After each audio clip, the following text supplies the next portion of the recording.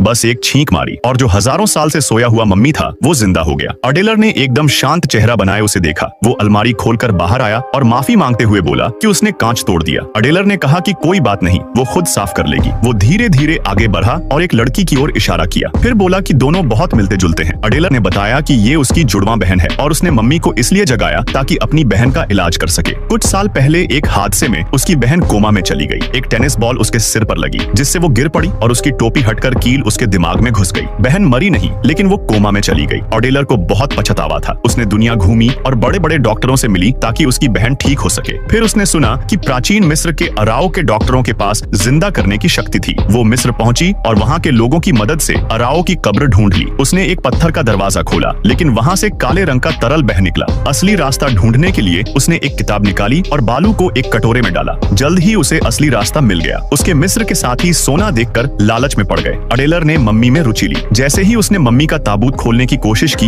एक सैनिक ने उसे रोक दिया। सैनिक की गर्दन का हाड़ जिंदा हो गया और उसे गला घोंटकर मार डाला। उसके साथी को भी एक अजीब शक्ति ने मार दिया। ताबूत खोलते ही वो खुश होने ही वाली थी कि पीछे से एक और सेना आ गई। सेना ने उन्हें पकड़ लिया लेकिन अडेलर ने एक चाल चली। सिगरेट जलाने के बहाने उसने लाइटर जमीन पर फेंक दिया और खुद ताबूत के साथ भूमिगत नदी में कूद गई। अडेलर ने बड़ी मुश्किल से मम्मी को अपने शहर लाई। उसने मम्मी को जगाने की कोशिश की लेकिन मम्मी नहीं जगा। उसे लगा यह सब बकवास है। तभी मम्मी ने जोर से छींक मारी। मम्मी ने बड़े शिष्टाचार से धन्यवाद कहा। अडेलर ने उससे बहन को बचाने की विनती की। मम्मी ने कहा कि वो गलत इंसान को जगा चुकी है। मम्मी एक फिजिसिस्ट विज्ञानी था। मम्मी ने बोला, मैं कोई जादूगर नहीं हूँ मगर मैं तुम्हारी मदद कर सकता हूँ, मगर हमें कहीं जाना होगा।